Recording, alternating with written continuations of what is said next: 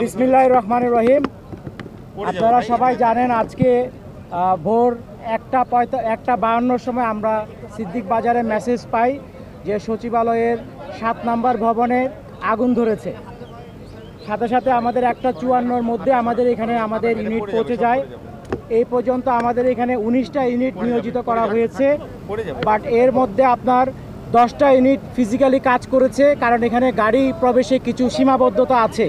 বিশেষ করে বড় গাড়িগুলি ঢুকানো কঠিন ছিল, বাট আমরা আমাদের বড় যে লেডার যেগুলি আছে, এপিএল যেগুলিকে বলি, সেগুলিকে এখানে সামনের গেট ভেঙে আমরা 2টা গাড়ি ঢুকিয়েছি এবং বর্তমানে আমরা আগুনকে কন্ট্রোলে নিয়ে এসেছি। 6, 7, 8, 9 এই 4টা তলায় আগুন ধরেছে এবং বর্তমানে আমরা আশা করছি আর ঘণ্টাখানিকের মধ্যে অগ্নি নির্বাপন সম্পূর্ণ শেষ হবে বলে আমরা বিশ্বাস করি। বর্তমানে আমাদের ফায়ার ফাইটাররা দালানের ভিতরে কাজ করছে এবং প্রতিটা রুম সার্চ করে করে আগুন নিভানোর ব্যবস্থা করেছে এবং মোটামুটি এটা প্রায় শেষের দিকে। আমাদের এই পর্যন্ত এখানে প্রায় 211 জনের একটা জনবল নিয়োজিত হয়েছে এবং একটা দুঃখজনক ঘটনা ঘটেছে। সেটা সকালবেলা যখন ফার্স্ট আওয়ারে এসে আমাদের একজন ফায়ার ফাইটার পানির পাম্প থেকে লাইন সংযোগ করছিল, ওই সময় রাস্তা পার হওয়ার সময় একটা দ্রুতগামী ট্রাক তাকে আঘাত করে এবং তাকে হাসপাতালে নিয়ে যাওয়ার পর ঢাকা মেডিকেল হসপিটালে তাকে মৃত ঘোষণা করা হয়। ইন্না লিল্লাহি ওয়া ইন্না ইলাইহি রাজিউন। আর এখন পর্যন্ত আমাদের যতটুকু জানতে পেরেছি, এই ভবনে আভ্যন্তরীণ সম্পদ বিভাগ, আর্থিক প্রতিষ্ঠান বিভাগ, ডাক, টেলি যোগাযোগ, তথ্য প্রযুক্তি, শ্রম ও কর্মসংস্থান, যুব ও ক্রীড়া, স্থানীয় সরকার, পল্লী উন্নয়ন সমবায়, সড়ক পরিবহন সেতু বিভাগ রয়েছে। আমাদেরকে জানানোর মতো এই পর্যন্ত আপডেট। সম্পূর্ণ শেষ হওয়ার পর আপনাদেরকে ডিটেলস একটা আমরা আপডেট দিতে পারবো। সবাইকে অনেক অনেক ধন্যবাদ। এখানে পুরোটা পুড়ে গেছে কিনা আমাদের একটু পরে বলতে পারবো, বাট আমাদের বেশিরভাগই ক্ষতিগ্রস্ত হয়েছে। 6, 7, 8, 9ও আমাদের এখন কাজ চলছে, ফায়ার ফাইটাররা আগুন নিভানোর কাজ করছে।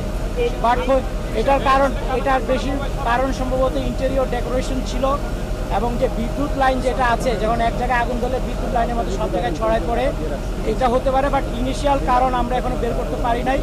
আমাদের আগুন নিভানোর পর আমরা যখন সব জায়গায় সার্চ করবো তখন হয়তো আপনাদেরকে একটা ধারণা দিতে পারবো। আসলে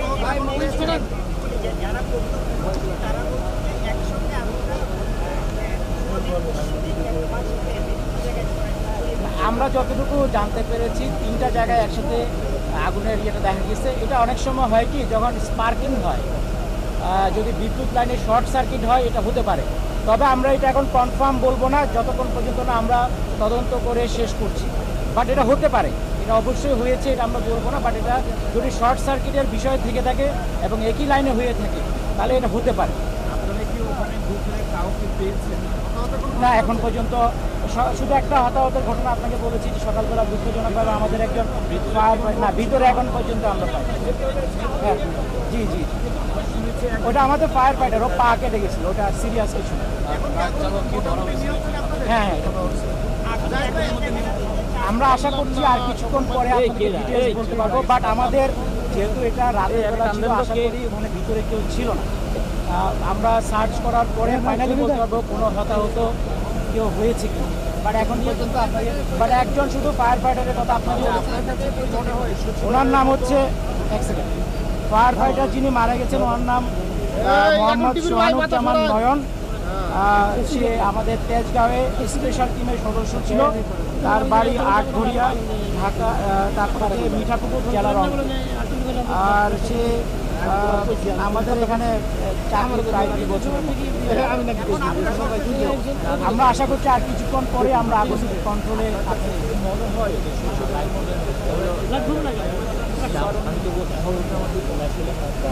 না কম ছিল না। আমরা তো সিভিল থেকে 19টা সচিবালয়ের নিজস্ব না, সচিবালয়তে সবসময় আমরা পরিদর্শন করি। প্রত্যেকটা ফ্লোরে ফায়ার এক্সটিংগুইশার আছে এবং আপনাদের জাস্ট জানার জন্য সবসময় এই যে ভবন নাম্বার 7-এর সামনে স্বরাষ্ট্র মন্ত্রণালয়ের পাশে কিন্তু আমাদের একটা ওয়াটার টেন্ডার, পানিবাহী গাড়ি সবসময় থাকে, ফায়ার ফাইটার সহ ব্যবস্থা ছিল। কিন্তু সমস্যা যেটা হয় অনেক সময়, যেহেতু এখানে একটা বিল্ডিংটা রেস্ট্রিক্টেড বাট কনফাইন্ড টাইপ, অনেক সময় আগুন ধরলে সেটা দ্রুত ছড়ায় যায়। এবং যেহেতু এটা দিনের বেলা হয় নাই, আগুন যখন ধরেছে তখন তো এক্সটিংগুইশার ওখানে ব্যবহার করার মতো কেউ ছিল না, ফলে সেই কারণে হয়তো আগুনটা দ্রুত ছড়িয়ে পড়েছে। এই ভাই এই বসেন।